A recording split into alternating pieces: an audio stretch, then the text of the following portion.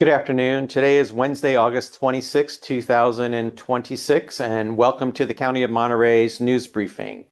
This has been an incredibly busy couple of weeks for the county, not the least of which is the timber fire, which continues to burn in the Big Sur area, Los Padres National Forest. And we do have with us today both Josh Silveira and Gonzales, excuse me, Ralph Gonzales from the U.S. Forest Service, and they're going to be kind enough to give us a briefing of what's taking place today, what's expected for the coming days as we look forward to the incident down in Big Sur. And Josh, hopefully you can hear me. And whenever you're ready, welcome to the briefing, and thanks so much for taking the time. Hi, Nick. Thanks for having us. For those of you that don't know me, Josh Silveira, I'm one of the public information officers assigned to the timber incident. We recently transitioned from CAL FIRE Incident Management Team 1 to California Incident Management Team 3. My counterpart and the new PIO lead, Ralph Gonzales, is going to give us a brief update on what to expect from the information shop here on the timber incident and how smooth that transition is going to be, and keeping our folks working in conjunction with the team because we are that local knowledge. Ralph?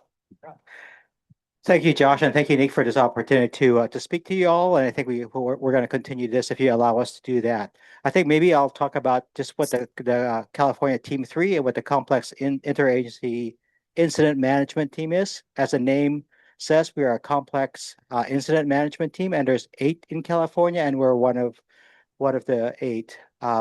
This is our third fire this season. We started back in June, so this is our third fire. We did take over this incident from California Team 1. They had us a good transition, and I think for our initial strategy was to rely on local resources. We are not going to change anything up. I think if there's any glitch or hiccup in the system, I think it's just in that transition stuff. But if we need to fix anything, we'll certainly do that. So the same strategy, the same comm strategy that we've had as California Team 1 as far as the social media presence. And we're using InstaWeb and Facebook for that. And I believe the Cal Fire is also being populated or maintained as well. Additionally, I think what we're trying to build, because it requires more people, is a face-to-face community engagement. We do have trap lines. We kept the same 7 boards with the 4 trap line zones, if you will, across the fire. One thing I think you guys all know, this fire is expanding. I think when we did our mobilization call probably back Friday last week. We're at about 5,000 acres, I believe, and I think now we're almost double that. So it is a moving incident, and the complexity increases. So our staffing and our strategy will adjust accordingly. So with that, I think what I'd like to do, if it's okay with you all, I would like to bring Neil Gamboa. He's our planning ops section chief for this incident. He'll give you a quick briefing about the fire. All right, great. Thank you, Ralph. Good morning, Neil Gamboa, Planning Ops Section Trainee Team 3. So today I'll give you the update on the fire and the work that's being done today. We'll start up in Branch 50 in Division November. We have one leadership out there just doing some scouting, looking at some opportunities to open up some roads and look at some old fire containment lines that we can utilize. In the Papa, Romeo, and Tango, they're currently unstaffed. We have some orders. They just got filled this morning. So once the leadership gets here and the mechanized equipment, we'll send those folks out to mimic the same operation that Division November is doing. Down in Branch 80, Division Victor, we have leadership out there utilizing mechanized equipment, opening up the Indians Road and the old containment lines in the Sobranas Fire. And in Division Whiskey, this line prep has been completed. It's plumbed.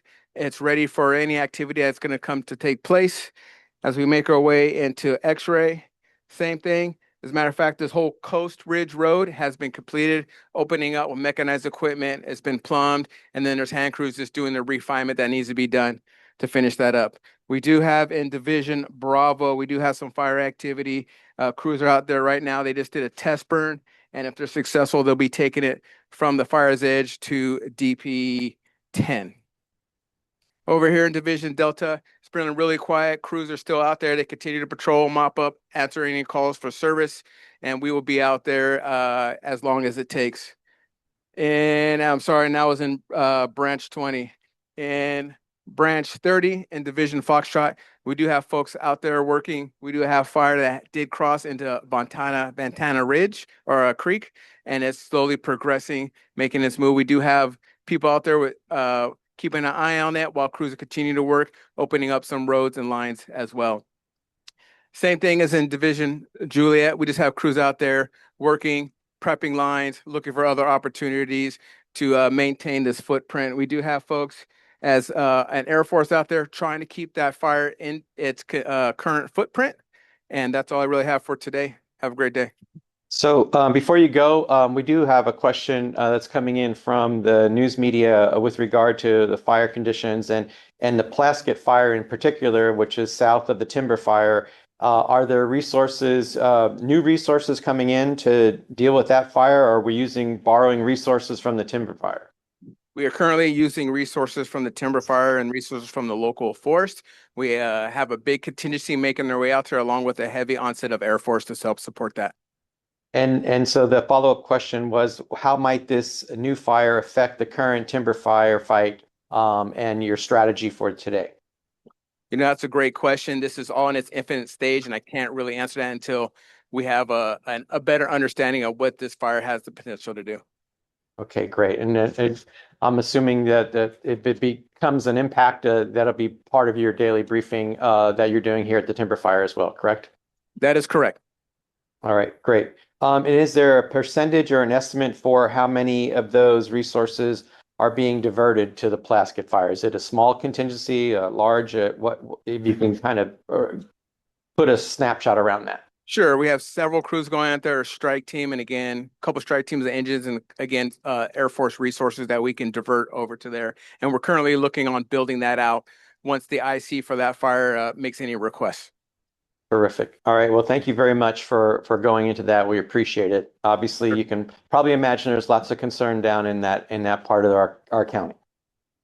So let me bounce back over to Josh. I think Josh Silveira from the Cal Fire. I think it's important that the residents and in our area understand that the Cal Fire hasn't gone anywhere. That you're very much engaged in this operation and bringing that local expertise. Can you expand on that a little bit, Josh? Yeah, we haven't left. We aren't going anywhere. We've been brought into the fold with Team 3. We were accepted with open arms. They wanted to know our local knowledge, understand our contacts. And for us, it's business as usual. We were given leader's intent from Ralph and his team, and that was to maintain and foster the relationships that we currently have with all of our cooperators and just keep that timely release of public information coming out.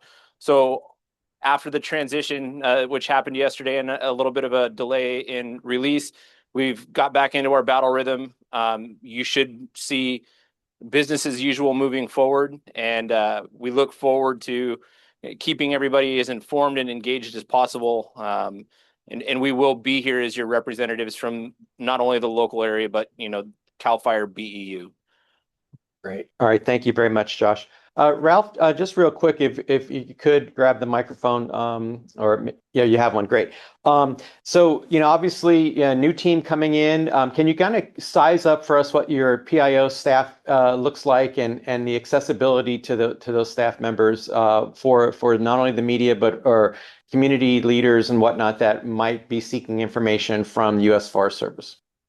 Yeah, thank you. So our staffing is we're right around 21, 22 people, and we're building that staff just because we're going to need more, and some folks are what we call timing out.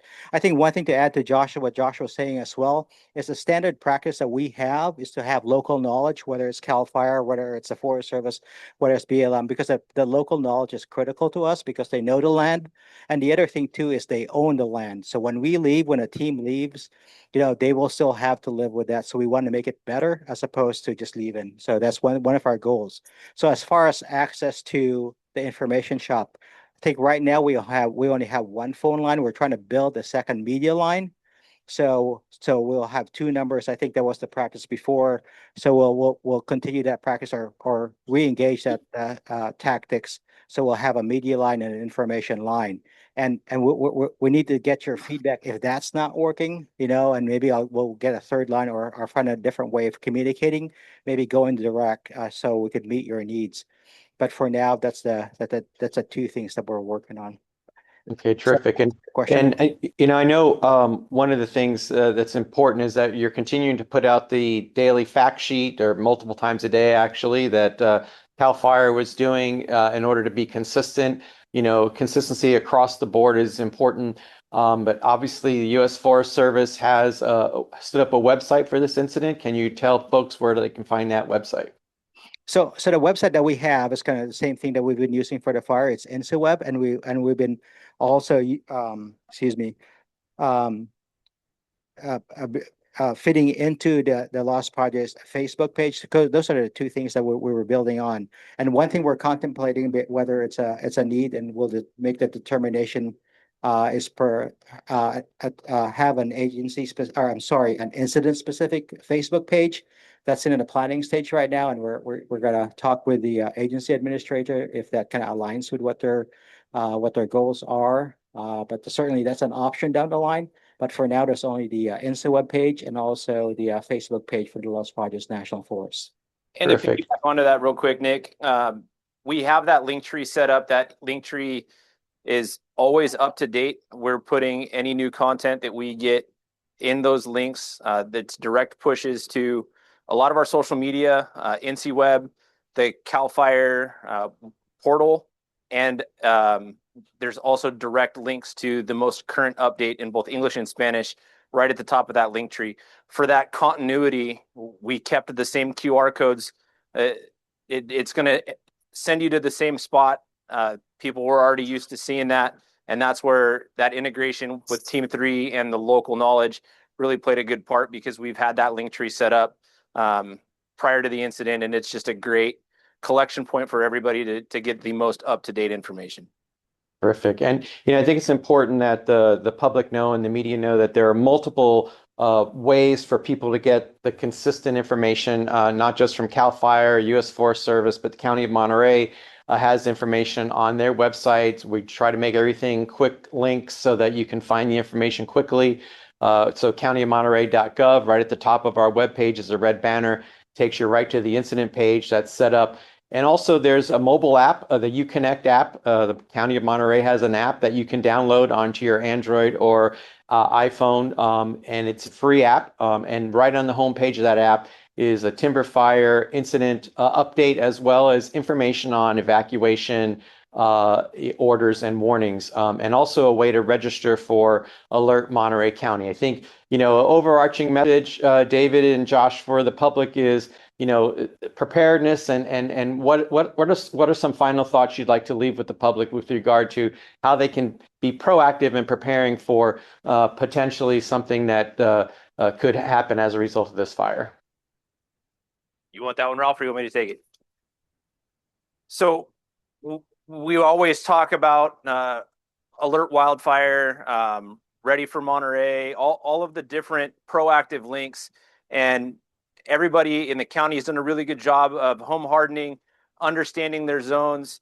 In today's day and age, connectivity excluded, there's a wealth of knowledge out there for folks to be informed, prepared, and ready for this. And the biggest thing that we ask the residents here in Monterey County and the visitors that are coming in is to understand what evacuation zones that you reside in, you frequent.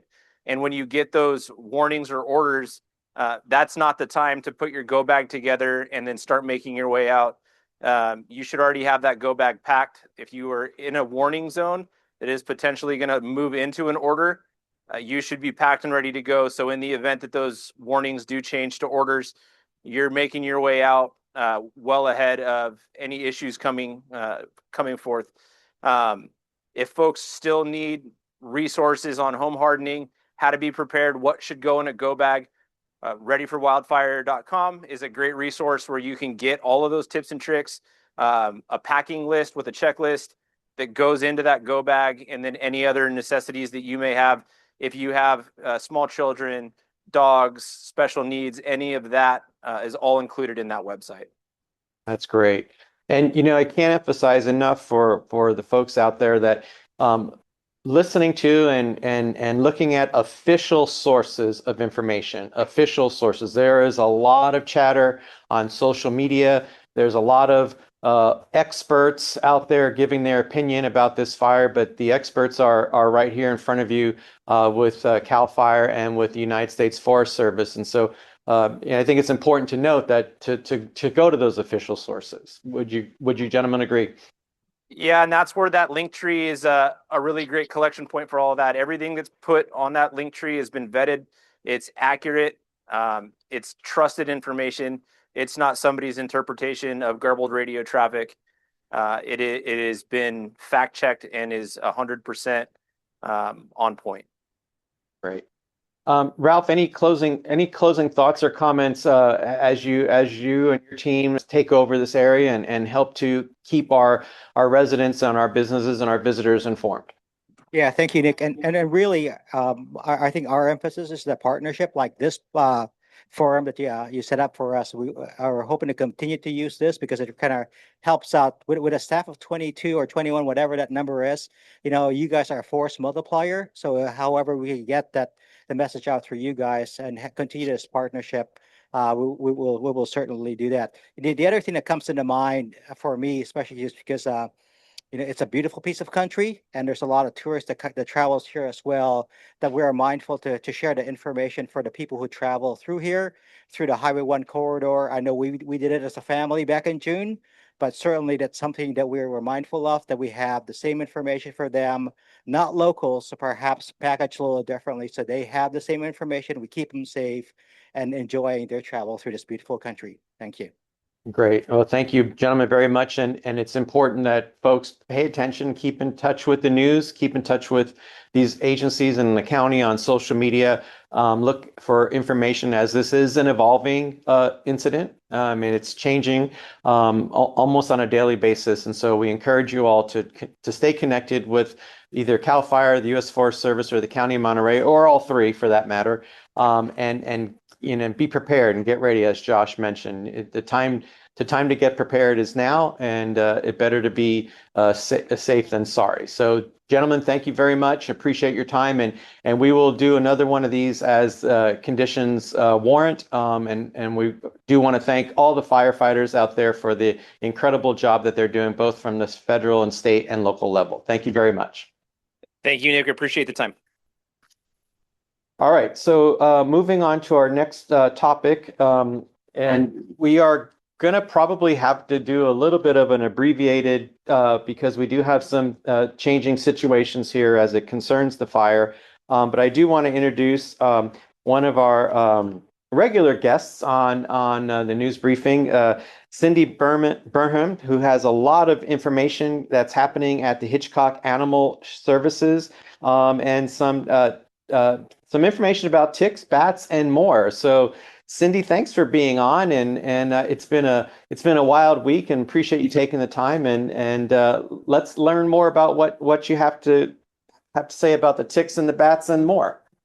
All right. Well, it's wild over here in our world as well, but thank you. I'll get things going. Let me share my screen.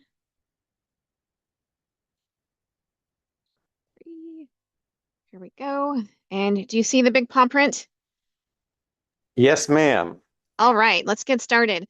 So we wanted to give the general public a reminder about ticks because it's the season. They're out there, but we're seeing an unusually okay, pun intended, uptick in animals coming in with ticks. And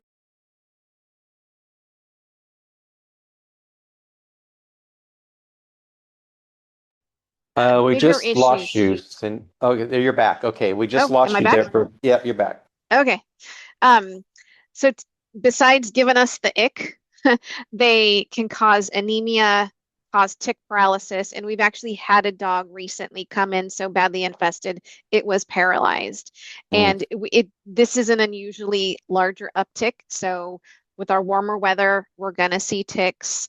They get little, like you can see on the finger here, but they can cause major issues. So remind folks, check your pets after being outdoors, remove them safely. There are proper ways to do that. use a vet-approved preventative. Check your yards, the sand and the grass areas. They love them. And then just contact your vet if you think your pet is bitten or feeling well. And this is Duke. He came in, could not walk. We rushed him to the vet and they were like, well, he's got hundreds of ticks. But within 24 Ooh. hours of getting rid of those ticks, he was completely fine. He's since been adopted. So it's just a reminder. We're even seeing them on cats, which we don't usually see. So it's just the time of year. And following That's that, oh, go ahead. no, I said that's incredible to have 100 ticks. I've never heard of a poor dog getting that many. Is that common?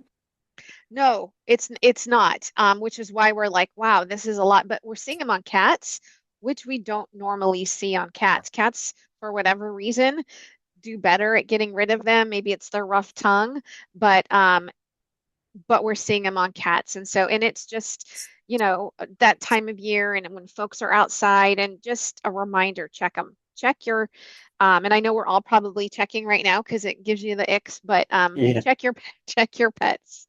And then the next reminder we wanted to give is bats. It's also bat season. They're the most active this time of year. They are the most common carrier of rabies in Monterey County. And so we're noticing a lot more exposure reports, not that, and that's the interactions people are having with bats. But this is their active time of year. The young are starting to fly. They're starting to make sure they eat a lot as they ramp up for winter. But in 2025, we received 10 bat exposures, and already this year we've had 37 reports. So it's just our epidemiology team and our field officers both kind of came together and said, wow, we're getting a lot of bat reports. So again, a reminder, never touch a live or dead bat. Keep your pets up to date on rabies vaccines. It is state and local laws that all dogs over 4 months of age need to be vaccinated for rabies, cats too. And then we do have a licensing program that helps us. That's the tool we use to make sure our pets are vaccinated. But it is a reality here in Monterey County. We've tested 19 bats this year. We did have 2 come back positive, and we did notify the parties involved in the general community. But they're out there, they're flying around. It's warm weather. So just some reminders. When you're out hiking and walking, don't let your pets mess with one if it's on the ground. That's the typical exposure with our pets is they're like, oh, what's flopping around on the ground? Add screens to your windows. We get some, calls where the bats have flown in when they open, folks open windows with no screens. Just make sure the screens are on there. And then if you or your pet's been exposed, give us a call. Let us know. We'll help you. If we need to connect you with the epidemiology team, we can. We do have an online report as well at hitchcockroadanimals.org. So yeah, just some warm weather reminders, really. Yeah, and Cindy, just thinking about this increase, both from a tick standpoint and from a bat standpoint, it just can't help but to think that there's sounds like this could potentially be environmentally related or climate related. Any thoughts on that, or is there any research in that regard? I don't know about research, but it's definitely the warmer weather. If we've had a lot of rains, there's more, foliage, and just some natural spikes in populations. For example, we usually get the Mexican free-tailed bats, which are the tiny ones, but we've actually seen a couple of the bigger ones, which are the big air Townsend and the hories, which we don't usually see. But some of our wildlife populations have natural spikes or peaks and declines. And so it could also be corresponding with a peak in populations. Mm. And it could be too that people are more aware. And so we're getting some of that more reporting of those exposures, which is great. We'd rather have that than people not tell us. Yeah, and also from a geographic standpoint, are there certain geography or geographic areas within the county that are more prone to bat activity? Yes, I think a lot of our calls tend to be down into like the Carmel Valley area because there's a lot of the wooded areas. That's where, or in the, for ticks, the Fort Ord area, but it's where there's a lot of trees and forested areas, and that's where that's the bat's natural habitat. So when you have a lot of those, the more forested areas. Great. Well, and you have your phone number up on the slide, area code 831-769-8856. If you have any questions or concerns or concern that your pet may be exposed. And also you can always go to the website, which is www.hitchcockroadanimals.org. And Cindy, thank you for coming on with this important reminder. Obviously, the health of our pets is we care about our pets as much as we care about our family, and they are part of our family. So thank you for taking the time. Not a problem. Thank you. All right, we'll see you next time.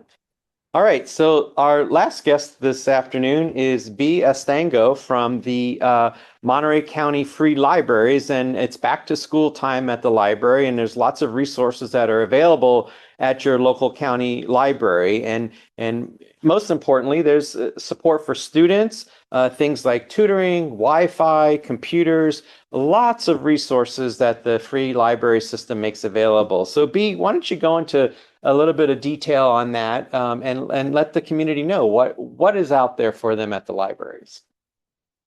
Well, thank you for having me. And yes, the library has many things to support students. It's our job to support everybody in the community, and students are one of our priorities. We have student support centers at all of our libraries, and I'm going to share a presentation just so that I can walk you through the website and how to find things at the library on the website. Okay, there we go. Thank you.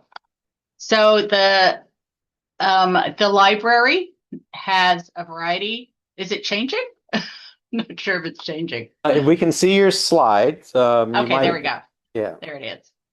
Okay, so the library has a lot to offer. We have 16 locations and 3 bookmobiles throughout the county. You can find all our locations under this first tab. This is the home page of the library, and find the library that's nearest to you so that you can access all of our services. And if you need a library card, you can apply for one online under this How Do I tab. And so that will get you to a library card with Monterey County Free Libraries. But I want to show you the resources that we have for students. So if you navigate over to this Kids and Teens tab over here, and then you click on this tab that says Student Support Center, that will take you to our student support centers. And so our student support centers offer computers and Wi-Fi at all of our locations.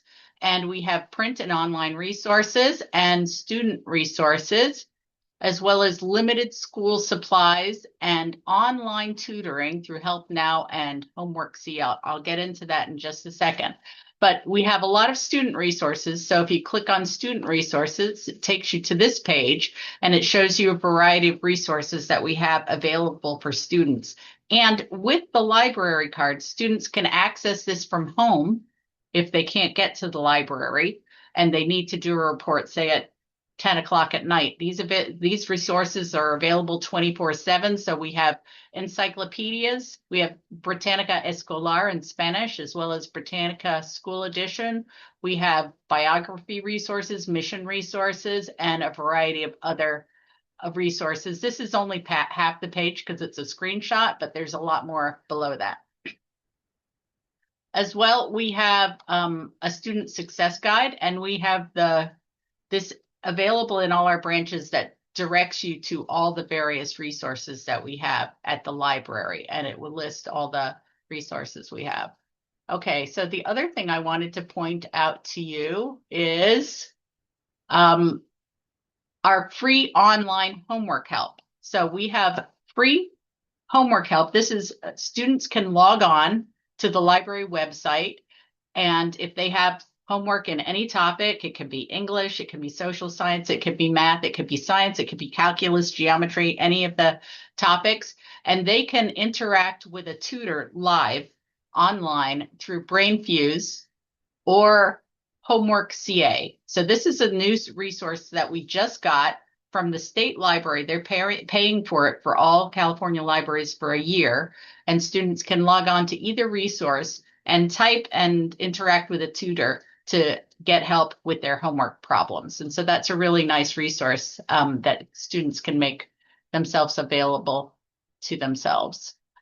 We also have a lot of books, of course, but if students can't get to the library, they can use our downloadable books. So let me show you that for a second. So if you go to the Books and More tab and scroll down to books, ebooks, and audiobooks, ebooks, and magazines, that will take you to this page, and you have a whole variety of downloadable audiobooks or ebooks that you can read. And we have classics and books that students might need for school assignments. Just look, and we have a big variety of books under Libby and Palace, which is over there. Okay, and we also have comics.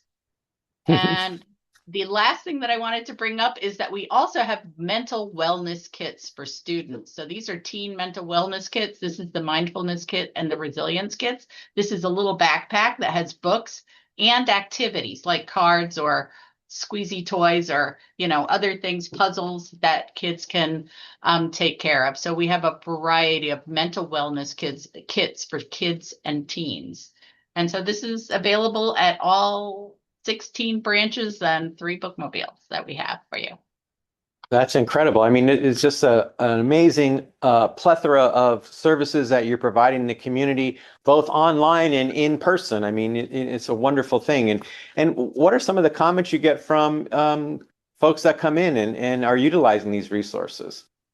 Well, one reason why I'm really happy you asked me here today is because people are so unaware of the resources. They come to the library and they'll say, do you have audiobooks? And we do, downloadable audiobooks, or do you have, whatever, something to help my students with their homework? And we definitely do. And so it's always surprising me how many people don't know of the resources that we have at the library. So just come in and ask, and we will share all our resources. Great. And, libraries are such an important anchor in a community. Why don't you remind our viewers how many libraries the county actually has?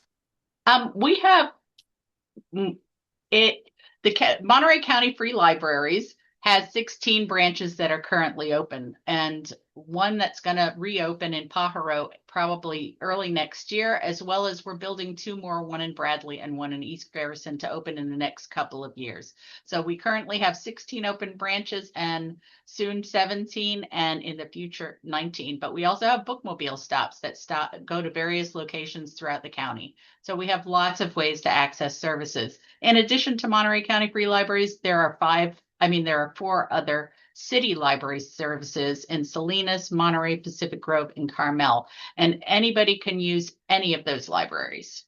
Oh, great. So they're all part of one big network of libraries in our county. That's wonderful. And so what's one thing you want parents that might see this report or a student or, a grandparent, aunt or uncle, what's the one thing you want to leave people with today about Monterey County Free Libraries? I want to make sure that they're not afraid to come in and ask. We say that there are no stupid questions.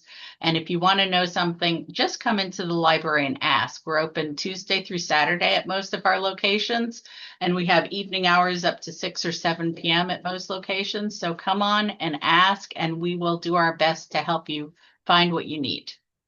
Great. And of course, the staff at the libraries are always great resources for other county services as well that people might need. So we appreciate that very much.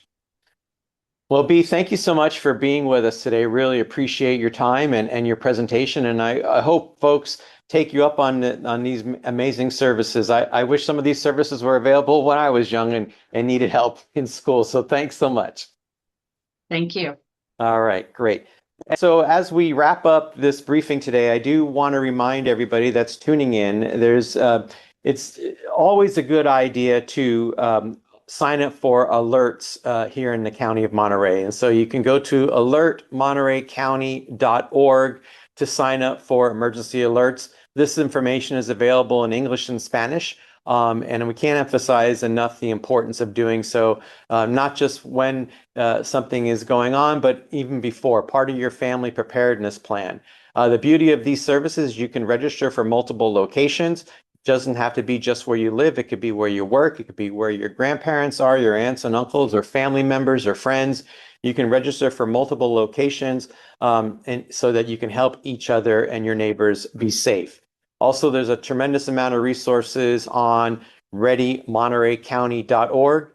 You can learn how to prepare go bags for your families, how to have a family meeting plan, and many, many ways to make yourself disaster ready and prepared for whatever might happen in our county. And so we encourage you to take advantage of this free service. That does it for today. Our next briefing is going to be next Wednesday. If there is a need for us to do another briefing this week with regard to the timber fire, we will do so, and we will notify all our media outlets throughout the region of that well in advance of scheduling. So thank you so much for being here. Thank you to our guests. Please be safe out there and have a great day.